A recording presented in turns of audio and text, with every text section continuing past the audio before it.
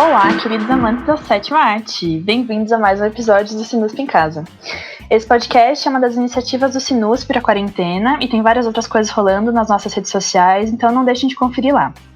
Eu sou a Bel, eu sou estudante de audiovisual da USP, faço parte da equipe de produção audiovisual do Sinusp e hoje vou apresentar o programa.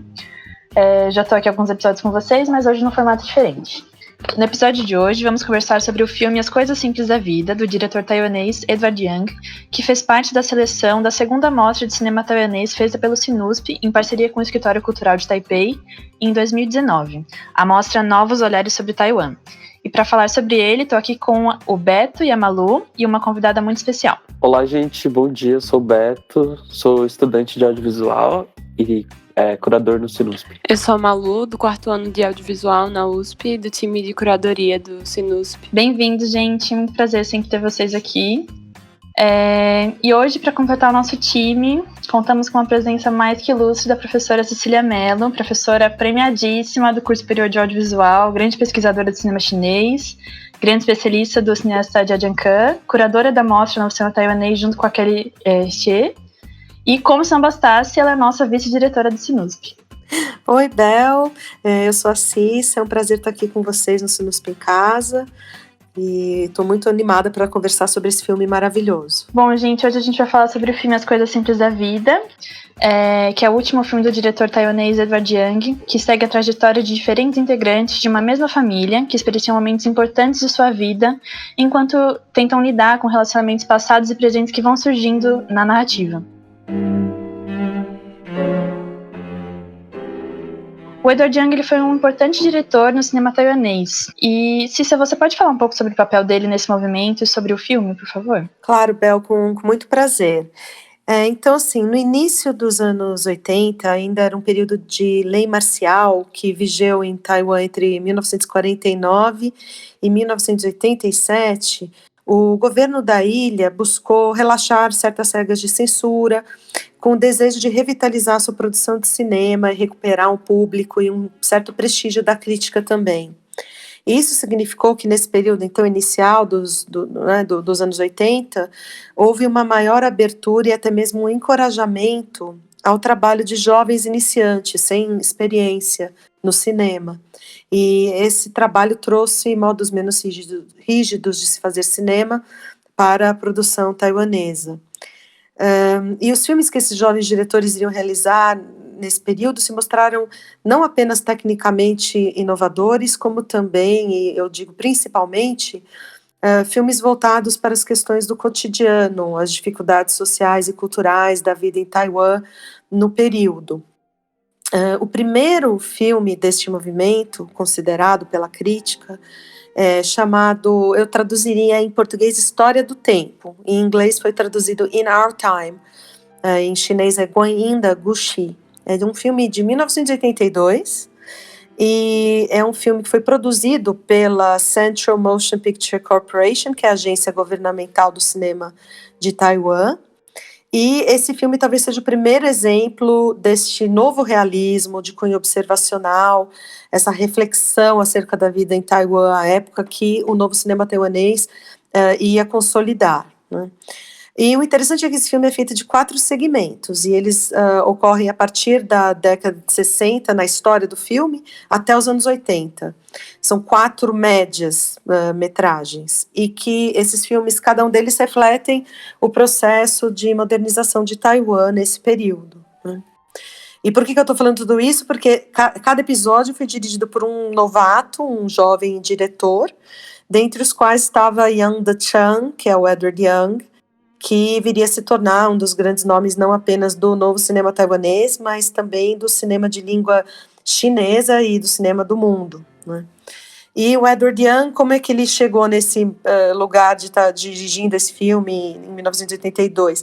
Ele era um jovem taiwanês que estudou engenharia, né, originalmente, depois ele foi para os Estados Unidos para fazer um mestrado na área de engenharia, mas ele sempre foi um cinéfilo, sempre gostou muito de cinema, aos poucos foi se desiludindo com o campo de estudos dele e buscando estudar cinema. E ele era um rapaz assim bem inteligente, muito genial e tal, e ele acabou tentando estudar numa universidade na Califórnia, entrou num curso de cinema, mas ele logo se desiludiu com esse curso. Ele falou que esse cinema que eles ensinavam não era o que interessava a ele. Aí ele quase foi parar em Harvard para estudar arquitetura, mas aí desistiu e começou a trabalhar voltou para a área de tecnologia, engenharia e tal, e continuou trabalhando nos Estados Unidos um tempo, mas aí finalmente ele acabou desistindo, falando que o cinema era a paixão mesmo dele, voltou para Taiwan, começou a dirigir coisas para TV, e quando surgiu essa oportunidade desse filme, com jovens diretores sem experiência, ele acabou conseguindo dirigir um dos episódios, que é certamente o episódio que mais se destaca nesse filme, né? E depois disso, só para continuar um pouquinho na carreira do Edward Young, ele dirige 3 filmes na década de 80 muito importantes. O primeiro longa dele, de 83, That Day on the Beach, depois Taipei Story, em 85, e The Terrorizers, em 86. E esses filmes foram todos exibidos em cópias restauradas pelo Sinusp em 2018. Então foi muito bacana essa primeira mostra de cinema de Taiwan. E com esses filmes o Edward Young restabeleceu a sua reputação, ele forjou um estilo muito próprio, muito localizado no espaço urbano e na época contemporânea, ou seja, ele fazia filmes que se passavam no momento em que ele estava filmando, os anos 80 e posteriormente anos 90, enfocando muito os yuppies taiwaneses nesse momento, a sua relação com o trabalho, a sua relação com o amor, né? E ele realizou 7 longas na vida dele, o último foi Yi, As Coisas Simples da Vida, e esse foi o filme que deu a Edward Young o prêmio de direção em Cannes, no ano 2000, e o reconhecimento internacional. Esse filme foi exibido em cópia restaurada, em DCP, no Sinusp, no ano passado. Foi um momento histórico, eu acho, na história do Sinusp. E, infelizmente, o Edward Young veio a falecer de câncer muito cedo, em 2007. E então ele deixou essa última obra, que é uma obra-prima. Eu acho que é certamente um dos 5 filmes que eu mais gosto, um dos filmes que me fez querer estudar chinês e estudar os cinemas chineses. E eu estou muito feliz, então, de estar aqui. Eu queria ouvir um pouco vocês também sobre esse filme, porque para mim é um filme fundamental na história do cinema contemporâneo, fundamental na minha carreira. Eu assisti no cinema em São Paulo, quando ele entrou em cartaz, no ano 2000. Eu tive a oportunidade de assistir mais de uma vez no cinema e me encantar por esse filme. Cissa, a primeira vez que eu assisti foi na mostra do Sinusp também, fiquei muito impactado. Com certeza foi um dos filmes que mais me fez chorar. E eu queria fazer uma pergunta, né, sobre a representação de Taipei nesse filme, porque você disse que os cineastas do novo cinema taiwanês tinham uma preocupação em também refletir sobre a vida nas cidades, né? E nesse filme a gente vê, por exemplo, planos muito abertos, os personagens sempre estão em relação com o fundo, né? Então a gente assiste eles meio que distanciado mesmo. E a cidade está sempre ali, sendo mostrada e tal. E aí eu queria saber né, qual é a importância da cidade nesse filme e também na obra do Edward Young. Excelente essa observação, Beto. Realmente a obra do Edward Young é muito afinada com a cidade, com o espaço urbano, e aqui, claro, especificamente Taipei, a capital de Taiwan. E é interessante notar que nos anos 80 a obra do Edward Young se distingue bastante sob esse aspecto da obra do Hou Xiaoxian, que é o outro grande nome do novo cinema taiwanês. O Hou ainda é vivo, atuante, um diretor central para o cinema no mundo, mas cuja obra nos anos 80 ela se situava com mais frequência num passado e em cidades menores ou no campo, enquanto que a obra do Edward Young, desde o seu primeiro longa-metragem, o That Day on the Beach, se caracterizou por essa afinidade bastante pronunciada com a cidade. E interessante, isso está muito presente em todos os seus filmes e no As Coisas Simples da Vida, Isso é absolutamente evidente, notável. Eu me lembro a primeira vez que fui a Taipei, quando eu morei lá em 2010, e uma das primeiras coisas que eu fiz foi buscar as locações dos filmes do Edward Young e principalmente do As Coisas Simples da Vida. Então, a cidade se impõe no seu cinema. Ao mesmo tempo, Taipei ela pode ser considerada um exemplo de uma cidade típica da era do capitalismo tardio, como disse o Frederick Jameson, que poderia também ser chamado de pós-modernismo. Então, uma cidade que se caracteriza por uma arquitetura que ela, na verdade, pode ser encontrada em diversas outras cidades. Então, ela tem um caráter, uma característica bastante genérica. Você encontra muitos prédios altos, viadutos, muitas fachadas espelhadas, com vidros espelhados que repelem a luz, que repelem a imagem, onde você, na verdade, se vê, né, refletido e não vê através. Todas essas características visuais desta cidade a tornam também uma cidade bastante genérica, bastante típica, né? Então ela tem esses dois lados, né? Uma familiaridade, ou seja, Taipei, é a cidade que está nesses filmes do Edward Young, e depois, posteriormente, nos filmes do Tsai Ming-liang, que é um diretor que vem num período posterior, mas também é muito importante e também muito afinado com a cidade. Mas ela tem essa característica que pode até ser chamada de fria, né? Uma cidade mais genérica, com muito vidro, muita superfície, que repele a identificação, não deixa a luz passar. Então,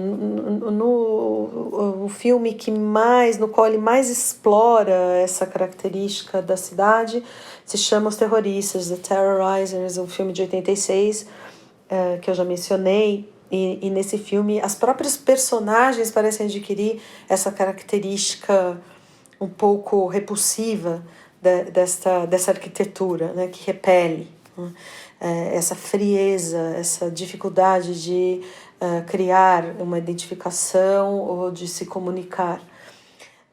E no As Coisas Simples da Vida, você tem um resquício dessa característica que ele explorou como ninguém, né? Em 1986, no Terroristas. Quer dizer, há ainda um resquício dessa cidade que tem uma frieza, que tem uma qualidade genérica e uma qualidade que parece dificultar qualquer tipo de comunicação entre as pessoas.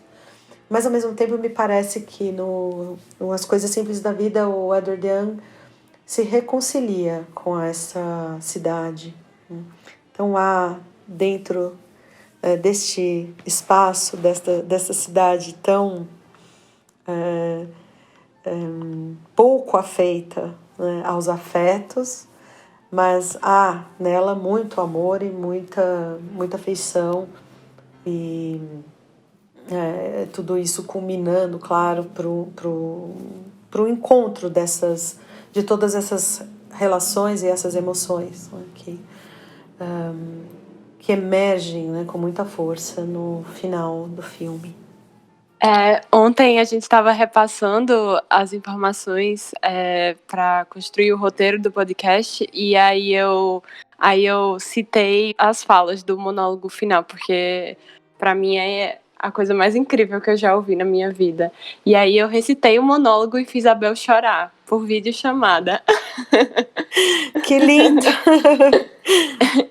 Eu acho genial a forma como ele articula algumas cenas, como pra mim a cena em que o Yang, aquele menininho de 9 anos, se apaixona e os sentimentos dele se mesclam com os fenômenos da natureza que ele tá vendo ali naquela aula.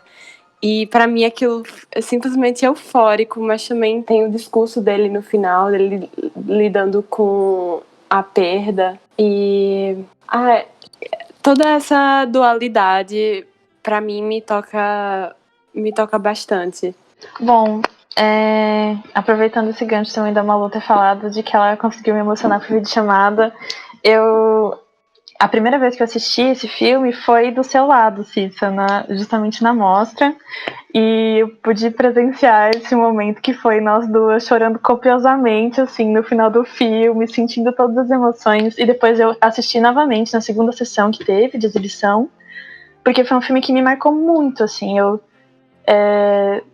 fiquei completamente impactada por esse filme, assim, no dias, pensando a semana inteira, pensando nesse filme. A única coisa que eu consegui fazer foi voltar na sessão e assistir de novo. Nossa, sim. Eu falei desse filme na minha terapia, quando eu vi. Porque ele é um filme mesmo que ele, como você mesma disse, ele toca tão profundamente a gente, é até difícil dizer por quê. Porque ele é tão...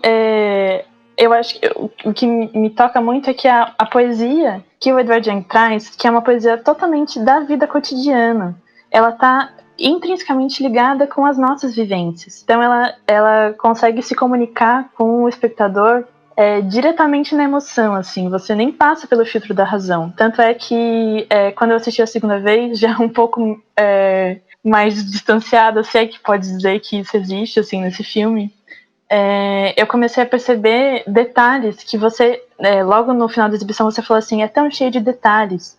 E aí eu comecei a perceber nessa segunda exibição que o filme inteiro é pontuado por coisinhas que se ligam, assim, o tempo inteiro com elementos que vão surgir depois. São coisas muito sutis, mas elas estão em todo o filme.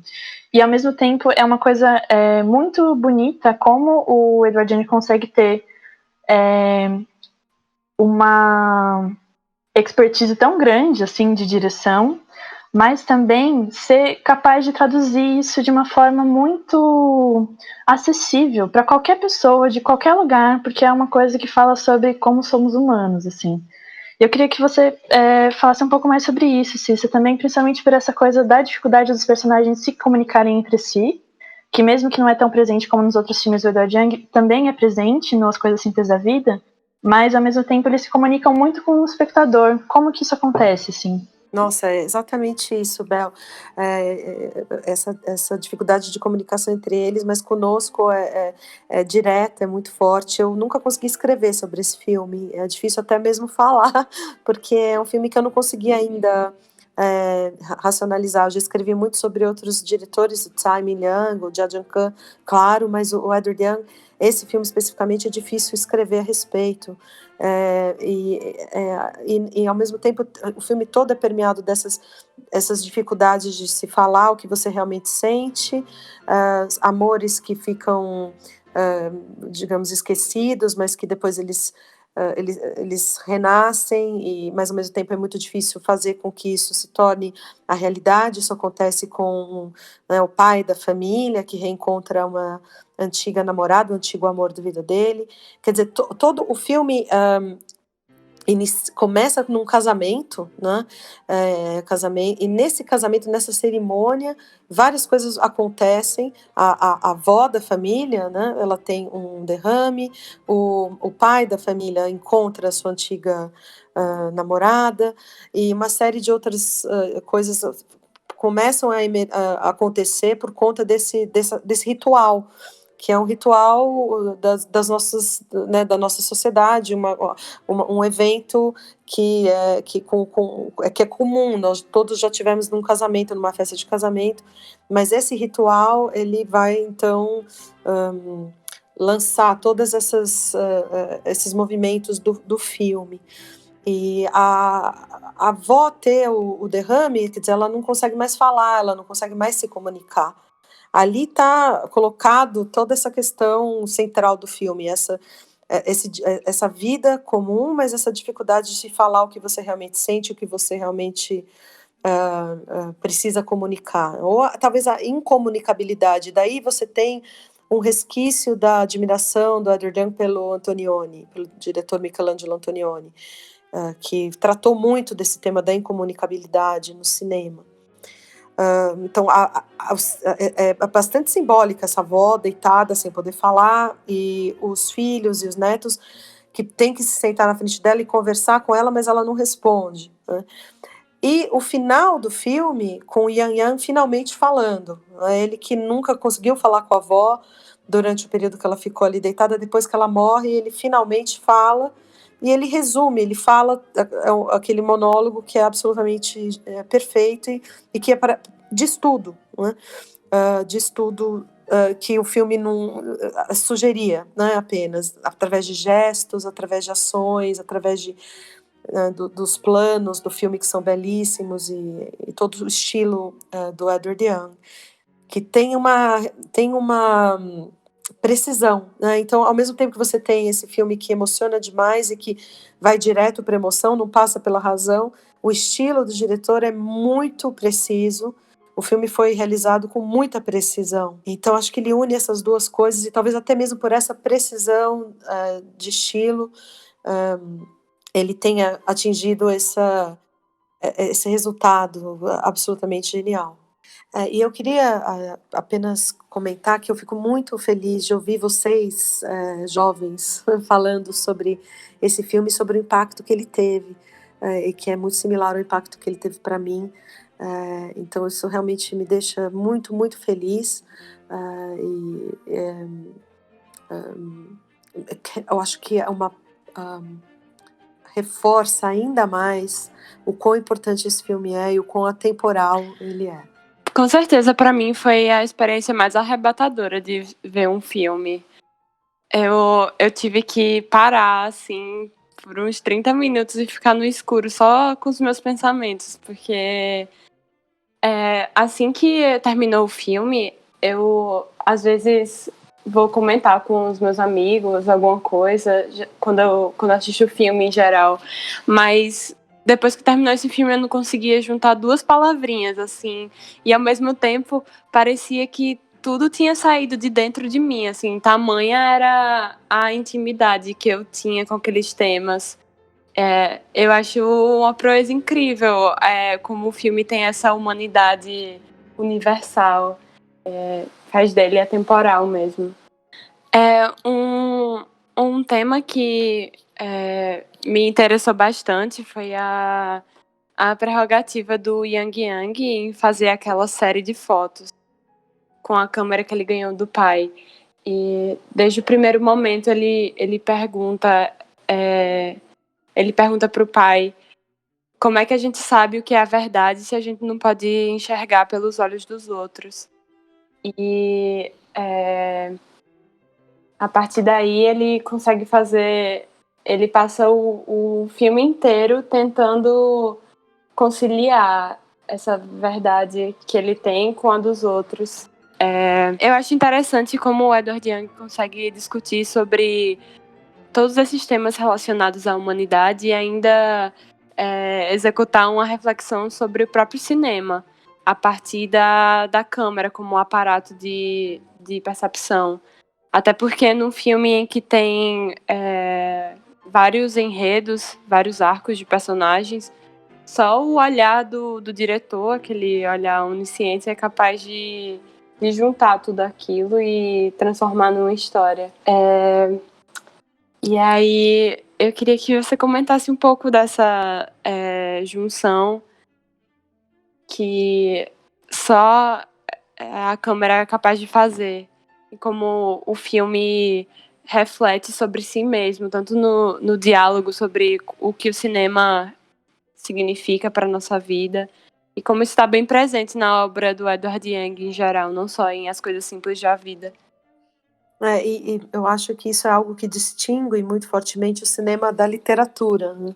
A câmera, ela tem uma possibilidade de enxergar por vários pontos de vista e, além disso, ter um ponto de vista do diretor e um ponto de vista onisciente. Então, ela tem uma capacidade, a câmera cinematográfica e por consequência, o cinema, de nos apresentar um universo, uma história, por vários ângulos diferentes e de várias maneiras diferentes. A literatura não consegue ter esta capacidade do mesmo modo. Esse olhar da câmera é muito precioso no cinema. E a personagem do Yang Yang, de uma maneira muito natural, porque você poderia imaginar, puxa, uma criança fazendo perguntas de cunho filosófico, mas ele coloca essas perguntas na boca do Yang Yang de uma maneira muito natural, como uma criança realmente, às vezes, nos surpreende com perguntas de cunho filosófico, né? Isso não é incomum, essa busca não é incomum numa criança, e às vezes depois, quando você cresce e se torna um adulto, a vida faz com que você deixe de se perguntar uma série de coisas. Isso é natural, isso é o que ocorre na nossa vida, né? E na vida moderna, na vida nas cidades, onde você também não tem tempo de parar, de pensar, onde as coisas, os eventos vão se sucedendo, esse tipo de pergunta, de inquietação que o Yang Yang representa, acaba ficando sufocado, acaba ficando reprimido. Então, você tem essa criança que, quando interpela, quando fala com seu pai, pergunta a seu pai, né, como é que eu posso saber o que as outras pessoas veem, como elas veem as coisas, se eu não posso ver por elas, né? A busca dele com a câmera fotográfica que o pai lhe presenteia, de buscar enxergar o mundo de uma outra maneira, ou levar as pessoas aquilo que elas não conseguem ver, tudo é feito de uma maneira muito orgânica dentro do filme, nada parece falso, tudo parece realmente brotar daquela realidade. E a partir então desta organicidade, dessa personagem que é uma criança, o Edward Young coloca todo um questionamento, que é o questionamento até mesmo do próprio cinema, o que é o cinema, o que ele nos permite ver. E esse filme nos permite ver muita coisa e nos permite ver a nós mesmos, os nossos questionamentos, as nossas emoções, de uma maneira muito, muito direta, né? Então, realmente é muito feliz essa personagem, essa criança de 8 anos, a personagem do Yang Yang, é realmente extraordinário, né, dentro do filme. O quanto ele nos permite ver a partir das suas inquietações. E Cícero, eu acho muito legal que essa questão do olhar tá contida não só no personagem do Yang Yang, com a sua câmera, né, e também as reflexões que o Edward Young faz sobre o próprio cinema, mas é uma coisa que perpassa todos os personagens, como se eles aprendessem, em alguma medida, a ver a vida de uma maneira diferente, a partir do outro. Então, por exemplo, o protagonista, que é o pai, né, o NJ, NJ, ele passa a questionar os modelos de negócio que ele leva, quando ele conhece o empresário japonês, ou a filha, Tintin, ela começa, enfim, no começo do filme ela tem uma visão de vida um pouco mais ingênua, e ao final, depois dela se relacionar com um garoto problemático, a visão de mundo dela é outra. Eu acho muito legal como esse jogo, né, essa reflexão sobre o olhar, ela está contida em vários aspectos do filme, em todos os personagens. De fato, Beto, a presença da câmera, a câmera não só do Yang Yang, mas toda uma reflexão que o filme traz sobre os próprios cinema, e sobre como o olhar, e um novo olhar, olhar renovado para as coisas simples da vida, para o mundo, pode nos transformar, né? Então você apontou muito bem como todas as personagens passam por transformações, e essas transformações têm uma relação com o olhar, com o observar, com olhar para dentro, para fora, e a própria olhar do cinema, da câmera, que também transforma a realidade, né, e capta a realidade também de uma maneira que a transforma, né? Então tem um dado aí que é um dado de realismo, um realismo também basiliano, que enxerga no cinema, na câmera cinematográfica, uma capacidade de revelar o mundo de um modo que é, ao mesmo tempo, absolutamente fiel à realidade, mas que traz uma outra camada dessa realidade que está atrás desta aparência. Então, a aparência é de total fidelidade, mas há algo na câmera cinematográfica que revela o real de uma maneira inédita. E talvez o Edward Young tenha conseguido explorar esse dado, essa capacidade do cinema, de uma maneira absolutamente profunda, de uma maneira absolutamente sofisticada. Esse filme que tem um título em chinês, engraçado que vocês ainda não perguntaram para mim sobre o título. Vocês têm alguma ideia do que o título significaria? Olha, tenho, mas a informação veio de você, então eu acho que você poderia trazê-la pra gente de novo. Eu acho que em aula, né? Porque em montagem 1, em geral, eu passo um trecho desse filme, que sem dar nenhum spoiler, eu não vou entrar muito em detalhes, mas é um trecho de montagem paralela sendo um dos recursos mais convencionais do cinema, de tempos imemoriais, e há uma sequência muito feliz de montagem paralela nesse filme, entre duas cidades. Então aí ele vai para Tóquio, que é uma outra cidade fundamental deste panorama do capitalismo tardio, esse momento histórico. Então, e essas cidades com arranha-céus e prédios de escritório, impessoais, e lá em Tóquio ele então tem um momento de um encontro e que ele, né, coloca em paralelo pela montagem com outro encontro em Taipei, e esse é um exemplo de montagem paralela que em geral eu mostro em sala de aula, e sempre me lembro a primeira vez que eu mostrei, um pouco com uma certa apreensão, porque eu imaginei, puxa, eu às vezes venho com exemplos que não vão talvez ter nenhuma ressonância com o público mais jovem, eles vão me achar um pouco velha, mas de repente a primeira vez que eu passei, uma ou dois alunos já vieram falar que tinham gostado muito, e a cada ano que eu passo, sempre algumas pessoas vão se tornar fãs do filme, como vocês, vão querer assistir ao filme, vão se emocionar demais com essa história. Então, Bel, vamos ver se você prestou atenção na aula. Tô brincando. Olha, nossa, fui pega agora. Mas o que eu me recordo, inclusive eu lembro não só da aula, mas da abertura que você fez também desse filme na mostra, que o I essa é a palavra mais simples em chinês, né? Se eu não estou enganada. E quer dizer um. Então seria um mais um, mais ou menos isso, né? Isso, exatamente. E há uma simplicidade no caractere, porque o chinês é uma língua, claro, de ideogramas, e o I, ideograma I, é apenas um traço. Então é o ideograma mais simples. Ele não requer nenhum outro traço, ele é apenas um traço horizontal. Então ele escolheu nomear seu filme I, ou seja, os dois caracteres os mais simples da língua chinesa. Então ele é um título aberto à interpretação, né? Mas que trata dessa simplicidade, né? E também do um mais um. Você tem também um e outro, né? Essa relação aí colocada no título do filme. Eu acho que, inclusive, a tradução para o título em português ela é muito feliz, né? Que apesar dela usar muito mais palavras e trazer um outro contexto, assim, ela consegue. Eu acho que ela consegue captar muito bem o que é esse sentido do filme e desse título também. Também acho. É uma tradução que, claro, ela é muito mais longa, como você apontou, né? Mas é a característica da nossa língua. Você não poderia traduzir né?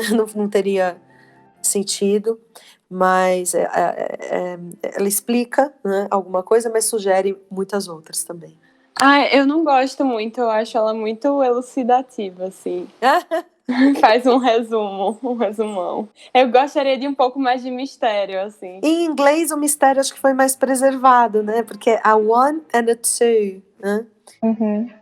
Cícero, eu gostaria de fazer uma pergunta para você, ainda sobre montagem, já que você já falou sobre a montagem paralela.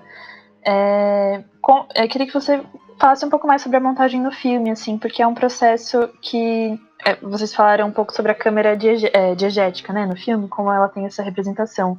Mas eu acho que a câmera não diegética, né, no sentido da fotografia do filme, ela é muito interessante, mas ela quase não se faz perceber, assim, ela é muito sutil.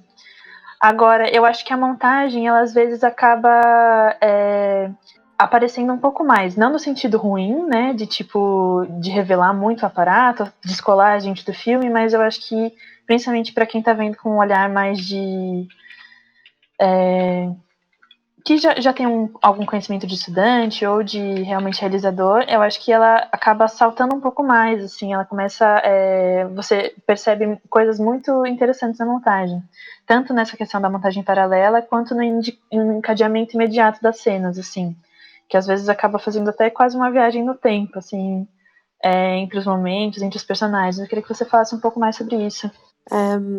A montagem cria uma série de correspondências entre essas personagens, né? Então, no filme, claro, elas estão são todas relacionadas a um núcleo familiar, que é, né, claro, a avó, a mãe, o pai, a filha adolescente e o filho de 8 anos, mas outros personagens paralelos que estão ligados a essa família, seja por vizinhança, seja por, né, parentesco. Então você tem um irmão, né, e que casa com uma outra moça, e a sua antiga namorada, as pessoas com quem o NJ trabalha, então os colegas de trabalho. Então você vai criando uma série de núcleos diferentes, e a montagem é muito habilidosa em criar essas relações, essas correspondências. É um filme longo, é um filme que tem 3 horas, mas que essas 3 horas passam muito rapidamente, porque ele é muito habilidoso nesse encadeamento das pequenas histórias que vão se desenvolvendo e que aos poucos vão se somando. Então, não necessariamente você tem a clareza de como tudo isso vai estar interligado. O filme também não é um filme que vai querer... ele não busca uma certeza, ou ele não tem um mistério que você vai descobrir no final. Não se trata disso, se trata de um melodrama que não termina numa catarse, né? Ele tem... ele deixa uma série de... as questões permanecem, né? Mas eu acho que a montagem é bastante habilidosa nesse sentido, e muito habilidosa em demonstrar, sempre permanecendo, né, no tempo presente, mas em demonstrar a repetição da história, como você apontou, Bel.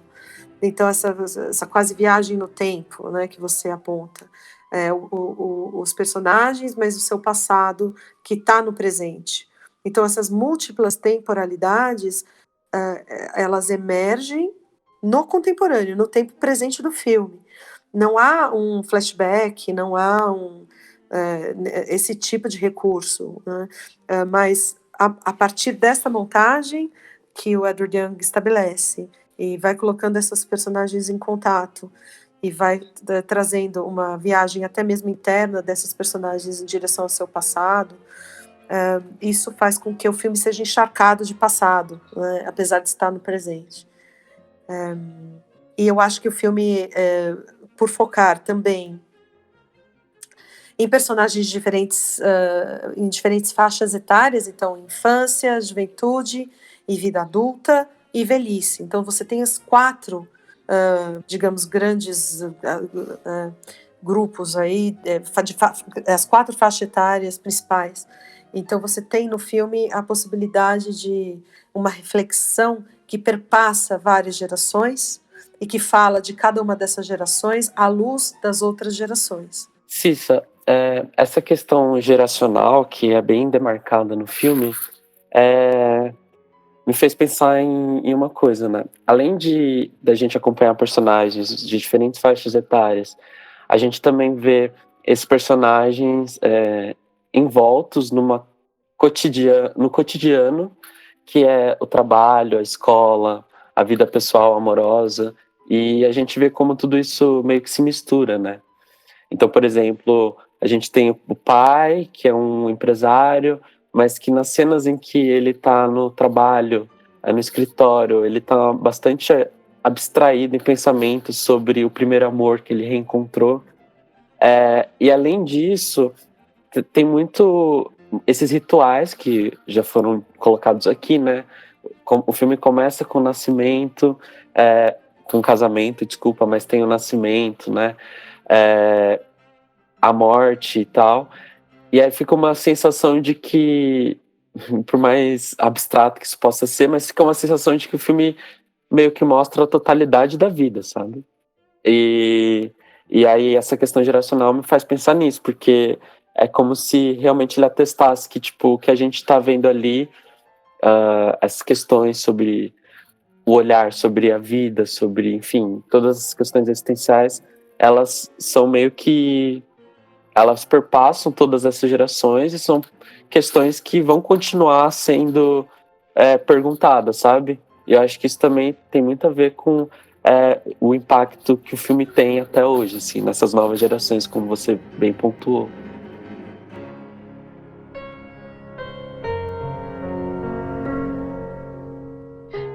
Uma coisa que é muito interessante sobre esse filme é que ele tem um grande...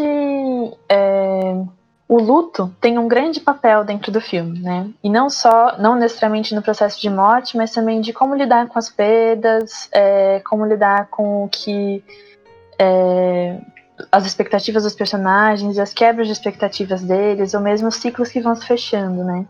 E o coma da avó, como a Cissa apontou, que é essa pessoa que para de se comunicar, né? Ela é o estopim que acaba motivando os personagens a reverem a sua própria existência. E eu acho que isso, de uma certa forma, também é muito conectado com o momento que a gente está vivendo agora, com a pandemia. Porque, de uma certa forma, também é uma coisa que... mais de uma dimensão coletiva, né? Assim, uma ruptura abrupta do modo como a gente vivia e que também acho que acaba inevitavelmente levando a gente a começar a rever muitas coisas sobre a nossa própria existência, sobre a nossa relação com os outros e com a sociedade de uma forma geral, né? E acho que também essa coisa do processo de luto e da transitoriedade da vida que acaba permeando o filme como um todo, assim, né? Também acho que é muito, de uma certa forma, um pouco do luto coletivo que a gente está vivendo agora, com tantas perdas e perdas materiais, mas também perdas de pessoas, principalmente, né? Eu assisti o filme agora, durante a pandemia, e não consegui não pensar em todos os dias em que eu vejo no jornal as pessoas idosas do nosso país que se recuperam dessa doença depois de passarem 20, 30 dias entubados na UTI. E para mim isso surgiu uma pergunta de como continuar e como aprender também, como a Bel falou, como seguir em frente na vida diante de tanta dor. E de fato o filme tem um dado de... Quer dizer, a cena inicial vai deslanchar uma série de eventos, mas também uma certa interrupção no fluxo normal da vida, do dia a dia, da correria, do trabalho, da vida em família, da escola. Algo ocorre com a personagem do pai, o Andrzej, naquele momento que o leva a pensar, a refletir, a perceber o quanto isso não ocorria na sua vida. Isso leva a personagem da mãe a ir para um retiro, porque ela precisa também de um espaço para se recuperar mentalmente. Então, cada uma dessas personagens vai ser impelida a parar e pensar e encontrar um momento para refletir sobre todos os aspectos, né, da vida que existe, da vida que é e da vida que poderia ter sido, né, todas essas outras possibilidades. Então o filme realmente ele lida com essa dimensão e que hoje para nós é bastante premente. Essa pausa, o luto, a perda, a morte, e ao mesmo tempo o mundo que segue, que precisa continuar e que então nos deixa reféns desse pensamento, dessa situação bastante fragilizada, mas que pode também fazer emergir uma outra dimensão mesmo da nossa existência.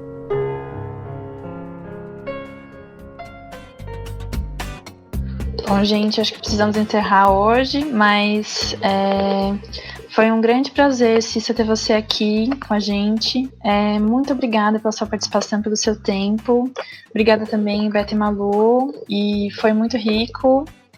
Esse foi mais um Sinusp em Casa. Para você que nos ouviu, não deixe de comentar e seguir as nossas redes sociais para se manter conectado com o que a gente está produzindo e também para não perder nenhuma novidade dos nossos debates, publicações e dos próximos episódios do podcast. Até a próxima, fiquem em casa. Obrigada, Bel. Tchau, tchau. Obrigada, Beto, Malu. Foi um prazer conversar com vocês. Obrigado, Cissa. Até mais. Tchau, gente.